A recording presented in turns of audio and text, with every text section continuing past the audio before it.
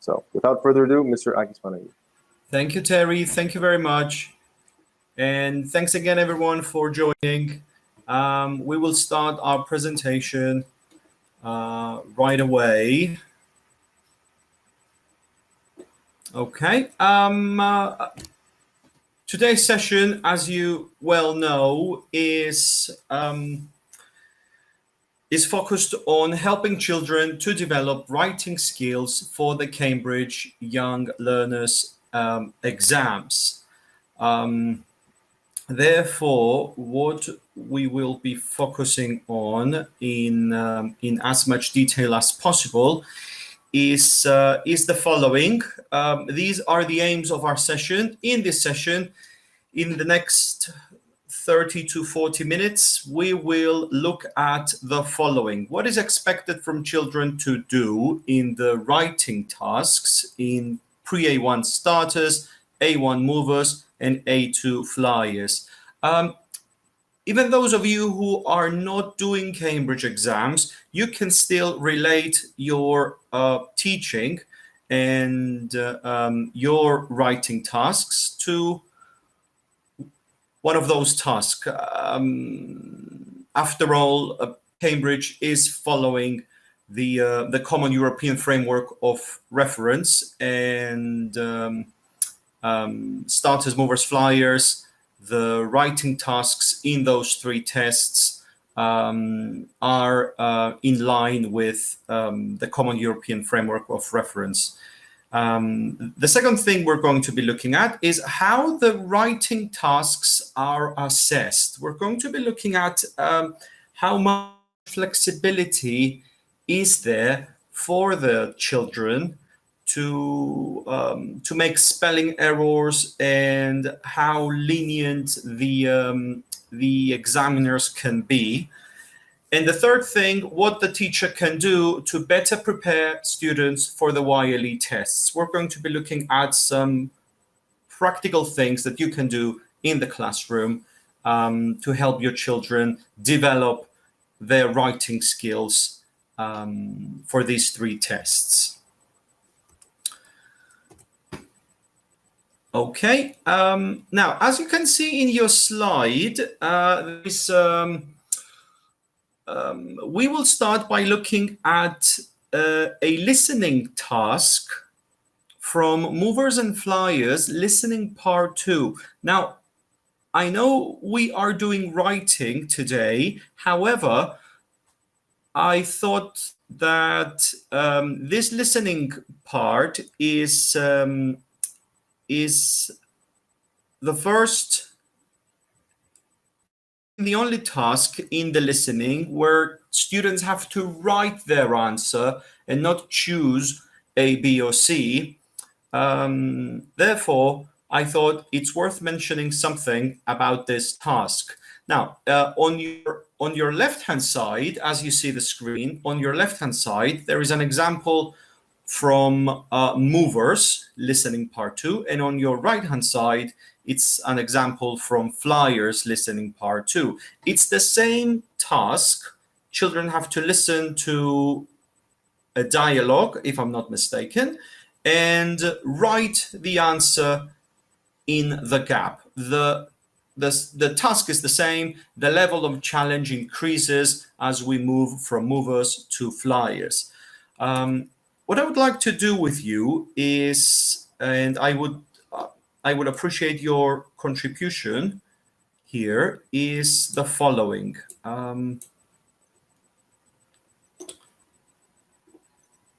Let me just move on to the next slide. Okay, here we are. Movers and Flyers, listening part 2. Now, think, which of the following misspelled answers does not receive a mark? The question in this task is what they did, took photos is one answer instead of photos. In brackets, you can see the correct spelling. What they saw, flowers instead of flowers, and favorite thing, cup instead of cup. Can you type in the chat box Which answer, which misspelled word does not receive a mark? We already have an answer. The third one, okay. Number 3, you say. We have another answer. Photos, flowers. Okay. Let's give everyone a few seconds to think about their answer. One of these 3 answers does not receive a mark. Which one? None. We have an answer that says none. Okay. No, there is one that does not receive a mark. Number 2, flowers again, photos. Number 1, photos. Number 3, cup, flowers. Thank you very much for your answers. Number 3, number 2. On a second thought, cup. Someone changed their mind. Good, okay. Flowers. I believe most of you have said flowers and cup. And cup. You mentioned both. Some of you mentioned the first answer, photos. Well, let's break it down. The first answer, photos. Well, it's a minor spelling error, and at this level, it is excused. So the first answer would receive the mark. The second answer, flowers, although the spelling error is bigger than the first answer, the second answer would also receive a mark, because phonetically speaking, the word is the same phonetically, flowers. Someone here can get technical and say, well, there is no English word in the dictionary with 4 vowels in a row, but in this case, and at this level, we will not punish children because they made such a mistake. Because as we said before, phonetically is the same. Now, the third answer, and someone mentioned in the chat that it's American, British English, the difference in the first answer. Thank you. Thank you very much. The third answer, the misspelled word, even though the spelling error is a minor error, especially compared to the second answer, the misspelled word spells an already existing word. Therefore, that answer would not receive the mark. Thank you very much for your answers and for your comments. And let's move on and have a look at movers and flyers, reading and writing part 1. We will try and look at almost all the tasks where children have to write their answer, at least the most the main tasks. In this task, it's a similar task in movers and flyers. Of course, the level of challenge is different, and the level of challenge is increased in flyers, which is on your right-hand side. You can see an example of the task on your right-hand side in the slide. In flyers, children are not given a picture. The words are not accompanied by a picture, which makes it more difficult. And the question is, what if children misspell one of those words in this task? Is there the same flexibility as the one that we have seen before in listening part 2? The answer would be no. In this task, if children misspell one of these words, they do not receive the mark, because the word is already there and it's given to them, and all they have to do is copy the word. I think they won't receive a mark. Thank you very much for your comment. Thank you. Yes, and you are absolutely right. They will not receive the mark because the only thing they have to do is transfer the answer in the gap. Okay, moving on.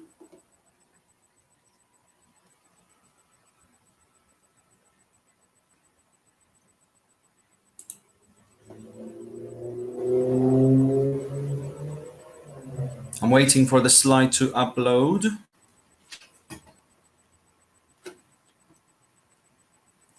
And the next thing we're going to look at is starters, reading and writing, part 5. This is the first time, I believe, in the reading and writing paper in starters where children have to write their answer and not choose A, B, or C.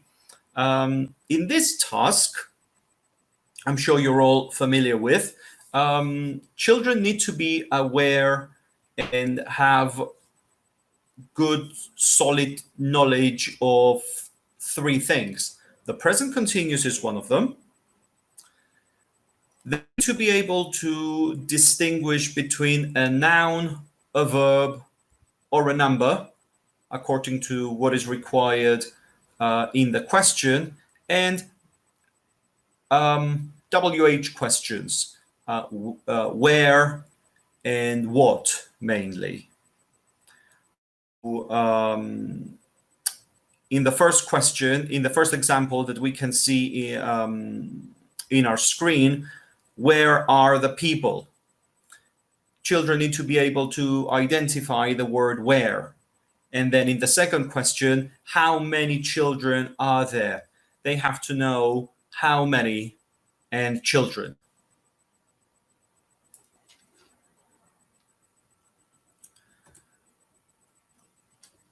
Okay, now let's have a look at the two.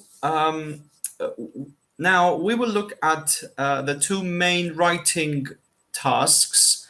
One in movers, the last part of the reading and writing paper, part 6, and then after that we will look at flyers, writing part 7. Now in this task was introduced for the first time in the movers reading and writing paper in 2018. It's a progression of 6 questions, and the challenge increases as we move from the first question to the 6th question. For questions 1 to 4, what we're looking for is 1 or 2 words or a short phrase. But for questions 5 and 6, we're looking for sentences, short sentences. However, questions 5 and 6, if you can see clearly on your screen, the instructions say, now write 2 sentences about the picture. Look at the second point under questions 5 and 6. Vocabulary is inaccurate in describing the picture.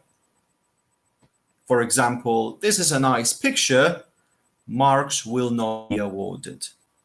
And that's quite important to let our students know that if they write something like, this is a beautiful picture, or I love this picture,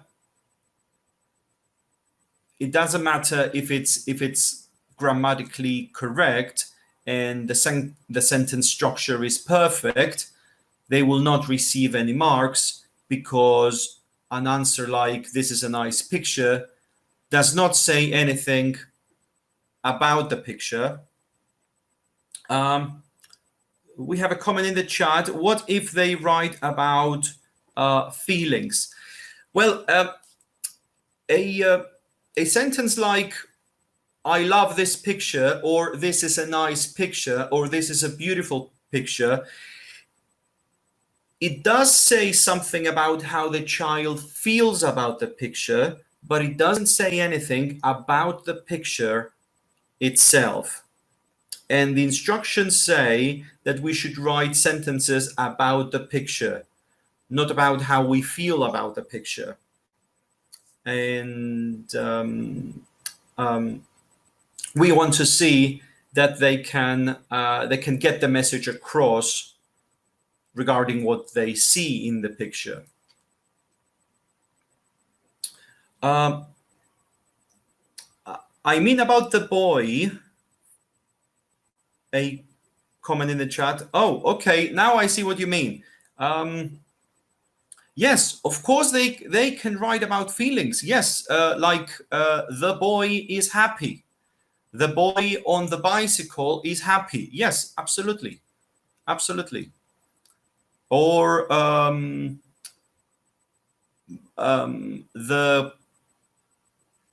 dog. The dog is excited. Definitely, definitely. Now I have a Padlet link on the screen with Terry's help. If Terry could upload this link in the chat box, therefore you can all go to this link. Thank you very much, Terry. Please go to that link where I uploaded a handout for you titled YLE Writing Assessment Criteria.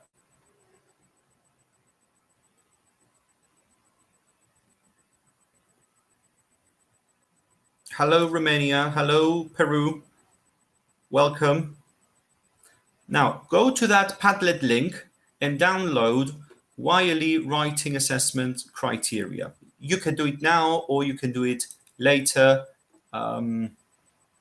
If you do it now, you can have the assessment criteria in front of you on your screen, because we are going to do a task later on.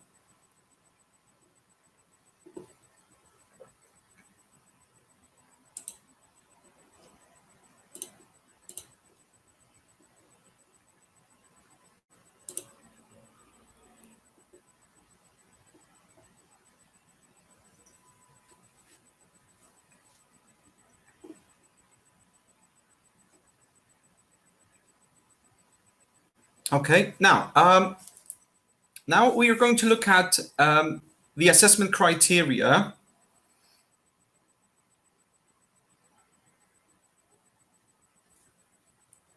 The link is in the chat box. The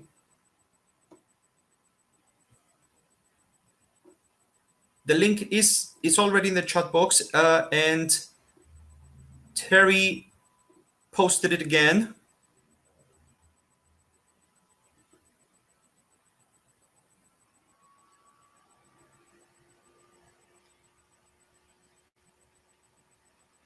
I hope you can all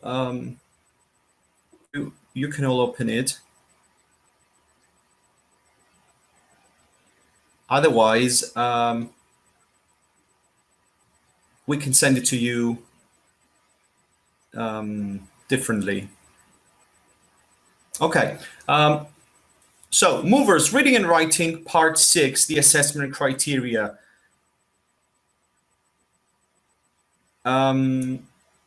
For questions 1 and 2, this is something which is also mentioned in your on your handout, the one that you downloaded. You are most welcome for the handout. For questions 1 and 2, we give 1 mark, and that mark goes to an answer which is an accurate representation of the picture. For example, the question might be, the boy riding a bicycle is wearing gray, and students have to write trousers. that is an accurate representation of the picture. Or the girl in the black skirt is gap. And the children can write is walking or is smiling. Yeah, that would be an accurate representation of the picture.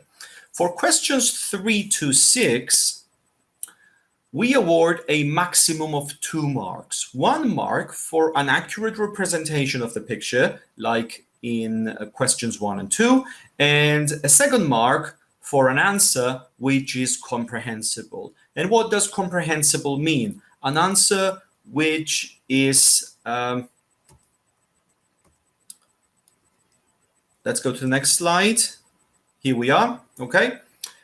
The grammar must be sufficient to make the meaning clear. And I highlighted the word sufficient because it's not perfect, it's not great grammar, but sufficient.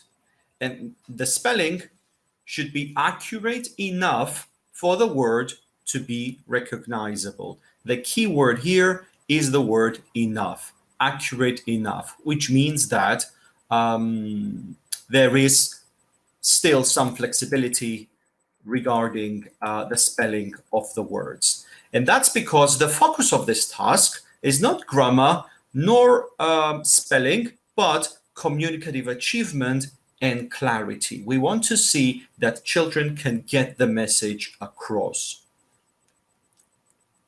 Okay, let's do a task. Let's do a task right now.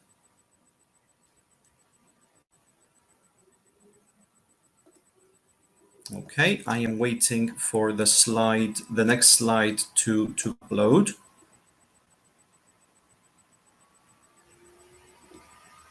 You will need your assessment criteria for this task. You may need to refer to the assessment criteria, the ones that we have just seen and the ones that you have, which are the same as the ones that you have on the handout that you downloaded from Padlet. Okay, here is the task. Okay, now what I would like us to do is look at the picture, and on your left hand side, look at the answers that the child has given to this task. On top of the slide, you can see that for questions 1 and 2, 1 mark is given. For questions 3 to 6, a maximum of 2 marks. And this task is graded out of 10. Now, look at the picture, look at the answers, and how many marks do you think this child got out of 10? Write your answer so that, yeah, already started typing in your answers. Thank you very much. We have a 4, we have a 5, we have another 5. Okay, let's see how it goes. 5, 5, we have a 6, another 5, we have an 8. Okay, we have a 6, a 7. No, sorry, a 5. We do have a 7, another 7. Okay, 5 or 6. Well, you have to pick one. 5. Yeah, okay.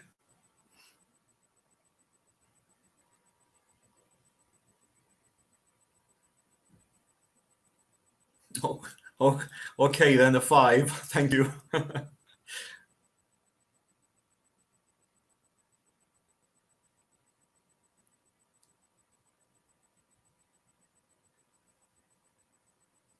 A 4, another 4, another 5, another 5. So I see that most of us have answered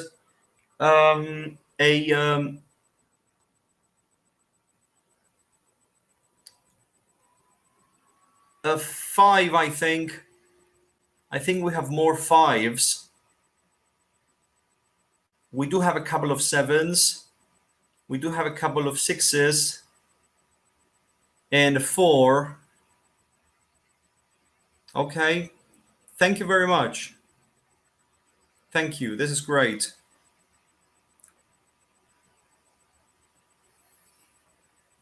Okay, 4 perhaps, a colleague is saying in the chat box, because of questions from 3 to 6.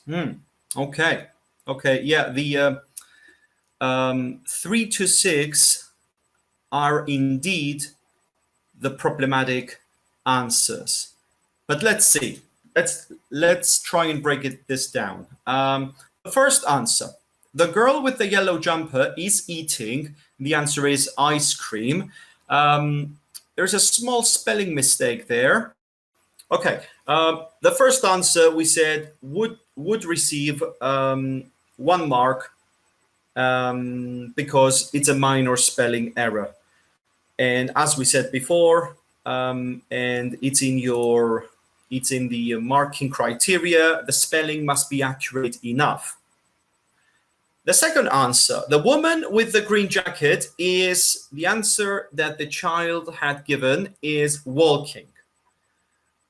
We can see that the woman in the green jacket is indeed walking, therefore the answer would get 1 mark. Okay. Now, for the next 4 questions, questions 3, 4, 5, and 6, children get a maximum of 2 marks. The third question is, what is the man with the white beard doing? And the child answered, he's grandpa. Well, that answer, perhaps, no, it does not answer the question, what and doing. However, the child here showed that they could identify other parts of the question. They could identify who the man with the white beard is. And this answer would get 1 mark out of 2. We have some comments in the chat box. He identifies rather than answering an action. Yes, indeed, indeed. We can't see. Yes, that answer will get 1 mark because the child showed that they could identify other parts of the question. Maybe they didn't understand what and doing, but they did understand who the man with the white beard is. Now, if the child answered, he's a young man, they wouldn't get any marks because that would not be accurate to the picture.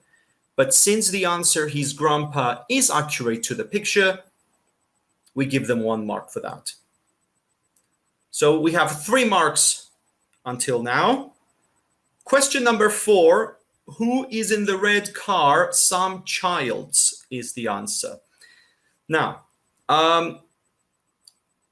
before telling you how many marks this answer would get, I would like to refer back to the marking criteria that say that the grammar should be sufficient and the spelling accurate enough. Now, in this answer, the grammar is sufficient. It's not perfect. It is sufficient. Therefore, that answer would get the 2 marks. Irregular plural knowledge missing. Well, indeed, yes, absolutely. However, the criteria say that the grammar should be sufficient. And strictly speaking, we do have the plural in the answer, childs. We have the S, don't we? It's not the correct answer. It's not a correct, grammatically speaking, it's not correct. But but the child did try. And since the grammar is accurate enough, we give them the 2 marks. So we have 5 marks until now. And let's go to the 5th question. Their 3 dog. We need to think about 2 things. Is this answer accurate to the picture? Their 3 dog. It is accurate to the picture, yes, because there are 3 dogs in the picture. Is the grammar sufficient? And the spelling accurate enough? Yes, they are. Therefore, they get the 2 marks. So we have 7. And the last sentence, I like the picture. As you well know, it doesn't get any marks because it doesn't say anything about the picture, but only about how the child feels about the picture. And we can't, unfortunately, we can't award any marks to that. So we have a total of 7 out of 10 in this task. Urania says, okay, I am strict. No, it's not. You are not strict. No, listen. How you mark in the classroom and how we all mark in the classroom and what we do in the classroom is different, because in the classroom, you're not going to let the student get away with some child's and their 3 dog. No, of course, you are going to point out that they made a mistake, and you're going to have them correct that mistake. However, the focus of this task in the Young Learners exam is communicative achievement and not grammar and spelling. We want to encourage children, and we want to encourage them to not be afraid of examinations and make them feel comfortable at this level. That's why there is this flexibility. It's the philosophy behind the Young Learners exam, which is to encourage children and make them allow them to enjoy the exams with a good, decent final mark. And now we know that you are welcome, Urania. Now we know that even a less able student of ours can do well and get a decent mark in the Young Learners tests. Now, a task you can do, and I would like this to share this activity with you, a fun classroom activity to practice for Movers Reading and Writing Part 6. This is something that you can do in the classroom with your children. Show them a picture, find any picture, not necessarily from the Movers Reading and Writing Part 6. Show them the picture and then give each student a different sentence that describes the picture, a sentence that you have to prepare beforehand. And give each student a different sentence. Then tell them to look at the picture on the slide and memorize it, paying attention to detail. Give them a time limit, like you have 1 minute to look at the picture. Then hide the picture and tell every student to read their sentence to the rest of the class, the sentence that you have prepared for them. Now, the rest of the class, the others, must say yes if the sentence is true to the picture, or no if the sentence is not. And then show students the picture again to check their responses. For example, you can have, looking at the picture that we have now on the slide, you can have sentences like, there are 3 fish. The boys are laughing. Then you can have another sentence which is not true to the picture, like the dog is looking up. Yeah, and you can do that as a game with your children.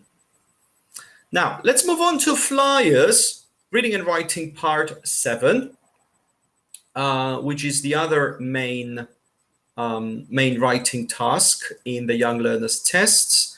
We have some comments in the chat box. Let me quickly read them. About movers part 6, the one we saw before. It's acceptable, a colleague said, the child transfers the meaning regardless of grammar. Thank you. Yes, absolutely. And I played this with my students last year, where I divided the class into teams. Yes, divide them in teams. If you teach a small class of 3 or 4 children, you can do it as a group. Or if you teach a bigger class, you can split them in 2 teams or in 3 teams. Yes, absolutely. That's great. I played it too, another colleague said, in 2 or more teams. It was great. Thank you very much for the feedback. This is very helpful. Now, flyers, reading and writing part 7. You have the assessment criteria for flyers part 7 on the handout that you downloaded from Padlet. There are 3 areas of assessment here. The one is progression of events, which means does it tell a story? In this task, I'm sure you already know that, the children look at 3 pictures and without any prompts, without any questions, just the picture prompts, they have to write a story using the 3 pictures. And the 3 areas that we assess them on is the progression of events. Does it tell a story? Number 2, the use of the picture prompts. Does the story connect all 3 pictures? And number 3, comprehensibility. Is it easy to read and understand, or does the reader, the teacher, have to read it again and again to make sense out of it? Now, these are the assessment criteria in detail that you have on your handout. And we have this task gets a maximum of 5 marks. For children to get a 5, they have to do this: describe progression of events which are explicitly connected to each other and is based on all 3 pictures, and minimal effort required by the reader to make sense. To get a 4, they have to do this. To get a 3, a 2, they get 2 marks if the answer, their story includes at least 1 phrase that is comprehensible. They get 1 mark if their text includes some English words, and 0 marks if the question is not attempted at all or is completely incomprehensible. Maybe it's written in another language and not in English. Now, let's do a task and let's see. You can, you may want to refer to the assessment criteria that you have on your handout for this task, and tell us in the chat, what would you mark? How would you mark this answer? Look at the 3 pictures. Look at the answer that a child had given, and tell us in the chat box, what would you give using the assessment criteria? Once upon a time, 2 friends went circus. Then a girl rode 1 bike and wore clown's hat. What do you think that would get out of 5? We have a 3, we have a 2, another 3. Let's give everyone a few seconds. We have a 4. We have 2 4s, 3 4s, okay.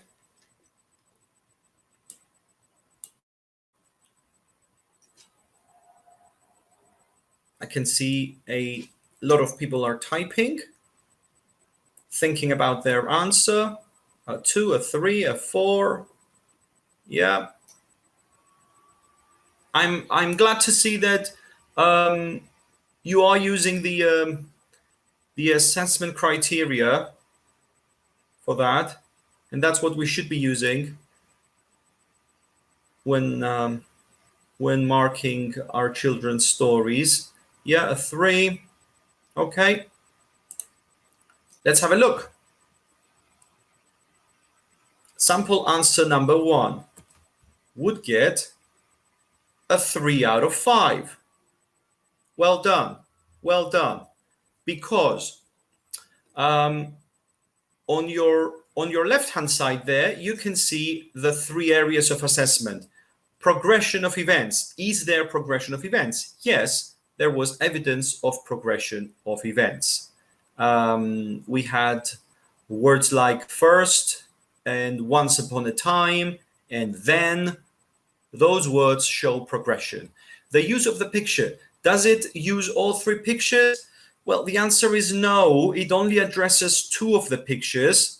And if I'm not mistaken, the second picture where the bike was on the floor was not described, was not used in the story. That's why they got a 3. Was it comprehensible? Yes, despite some mistakes, there was no significant strain on the reader. It's not a story that you have to read twice or 3 times to make sense out of it. Okay, let's move on to the second sample answer that I have here for you. Different pictures this time, and look at the answer that the child had given, and let's do the same. Tell us in the chat box what mark would you give, or do you think this child received for this answer? First, boy and girl play volleyball. Then ball fly in the sea. Friendly dolphin gives ball there. Finally, they are laugh and smile dolphin. Dolphin sing for present love song. Okay, we already have answers. A 4, another 4, a 3, a 4, yes, okay, a 5, a 3.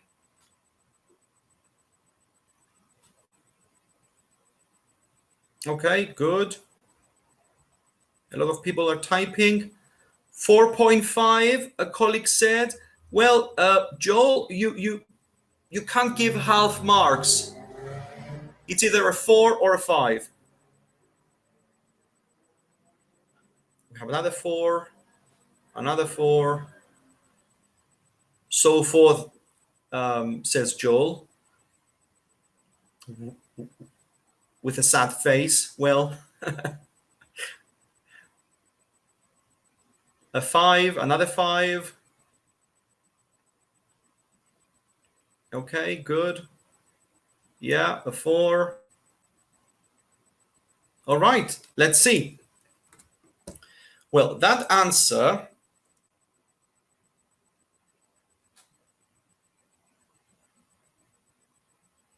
okay, I'm waiting for the slide to upload.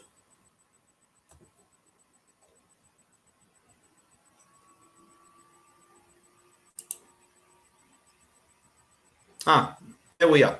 Okay, that answer had received a 5 out of 5. Why? Let's look at the questions. Is there progression of events? Yes, the writing examiner said. Progression of events which are explicitly connected to each other. We had words like first and finally. There was clear progression throughout. The use of the pictures. Does it use all three pictures? Yes, all three pictures are addressed. Is it comprehensible? The examiner said in this task that minimal to no effort is required by the reader. The story is clear from the first reading. There are sentence structure mistakes. Yes, absolutely. The child probably translated some sentences from their first language to English. However, the examiner said that the story is comprehensible and it's clear from the first reading, and you don't have to read it twice. And remember what we said before, that the focus of these tasks is communicative achievement and clarity, yeah, and not grammar or spelling. Okay. One thing you can do with your children to prepare them for this task, and we are coming towards the end of this webinar. Bear with me for another 2 minutes. One classroom activity to practice flyers, reading and writing, part 7. You can show the picture, one picture first to the children and talk about the picture, then read a story, answer comprehension questions, revise present continuous and past simple, the two main tenses that we are looking for in this task. Then give students picture prompts, different ones. Each student can write 2 sentences about one of the pictures using present continuous or past simple. Students can put their sentence together to make a story. You can even give them a role play. And the last bullet point there, do not forget to link writing flyers, writing part 7 to flyers speaking, because in the flyers exam, children have to do the same task in the speaking test. They have to they look at pictures and they have to tell a story.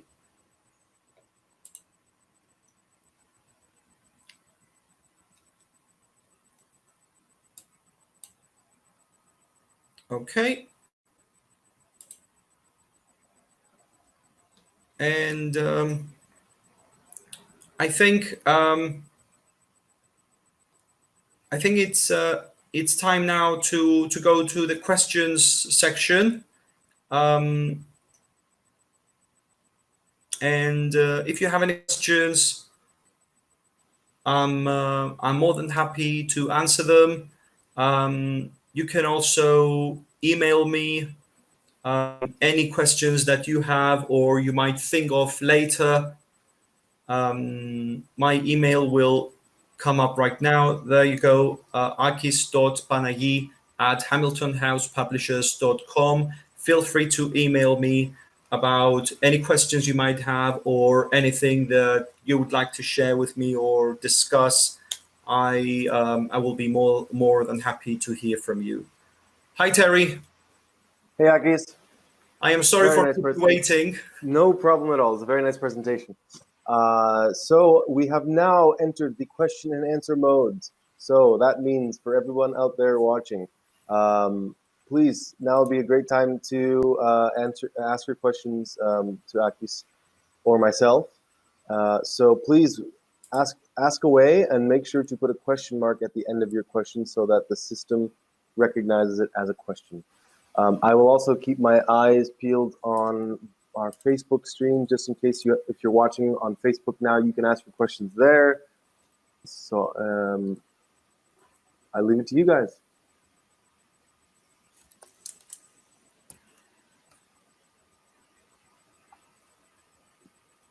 I see some people are typing, so I think the questions are gonna start popping up. Here we go.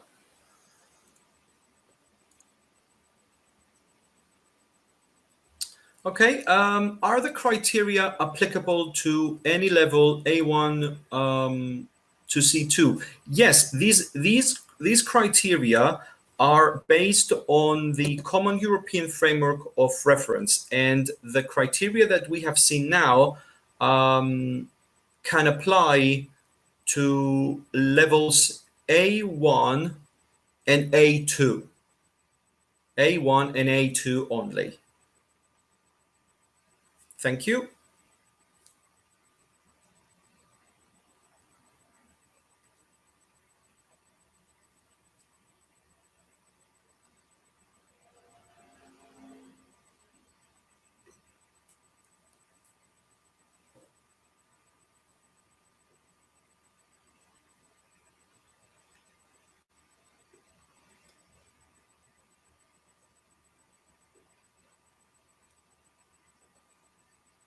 Now, remember that this webinar is recorded, and if I'm not mistaken, Terry, they can revisit this presentation, right?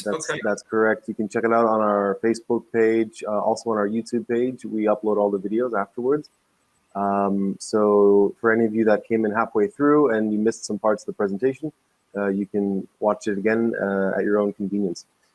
So Akis, I see there's sort of a question by Irma. She says, I want to ask for something useful we can do online. Maybe. Irma, maybe you... Are you talking about something specific like exercises, or maybe you could clarify what type of activity you are looking for? And okay. Yeah, I suppose now if you're using one of the Hamilton movers or flyers test books, which I hope you do, we have a fantastic software that you can use with your students and and share your screen and do the exercises there. Other than that, any activities that we talked about today, they can be applied to the online classroom as well. Absolutely. Why not?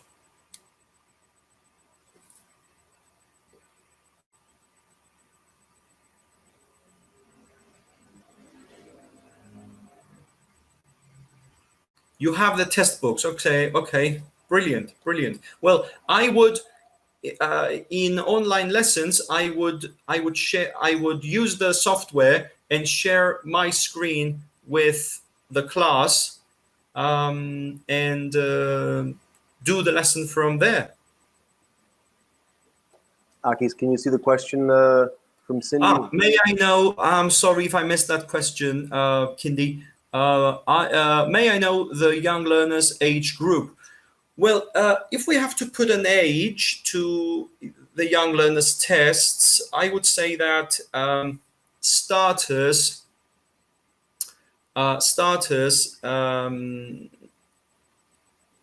applies to ages from 7 to 9, movers ages 8 to 10, and flyers ages 9 to 11. I hope that's clear and it helps. It always depends on the level of the child and when they started their English lessons. But generally speaking, starters 7 to 9 years old, movers 8 to 10 years old, and flyers 9 to 11 years old. Thank you very much for the question. When is the next one? I think this question is probably, yeah, I think it's more for me. We will be making an announcement, as always, on our Facebook and our other social media channels for all upcoming webinar sessions. So we just, keep your eyes peeled on our Facebook streams, and you can see when our next webinar will be. Okay. And we have another question. Do they have specific guides for young learners as they do for FCE? with tests and just justification of answers. Yes, absolutely. You can visit Cambridge website, cambridgeenglish.org. That's the website, and you can find past papers there with exactly what you say, just with the answers and justification. You can also find sample answers, sample stories, yeah, sample tests. There is everything.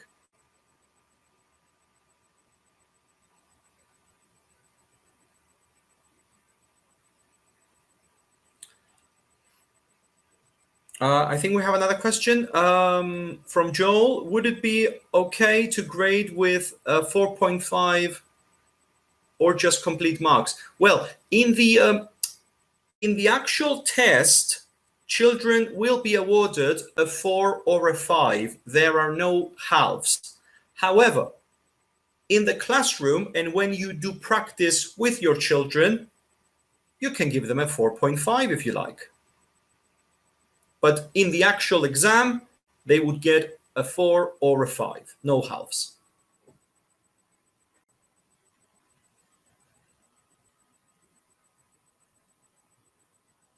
Thank you very much. Okay, well, unfortunately, we have run out of time. So, Akis, thank you very, very much once again for joining us. Thank you, Terry, for hosting this. Great, it's been a pleasure, and of course, thank you to everyone that joined us tonight. And we really hope that you found this webinar to be useful. So, without further ado, we bid you all either a good evening, good morning, good afternoon, depending on where you're joining us from. And we look forward to seeing you at our next webinar. Goodbye, everybody. Thank you. Bye, everyone.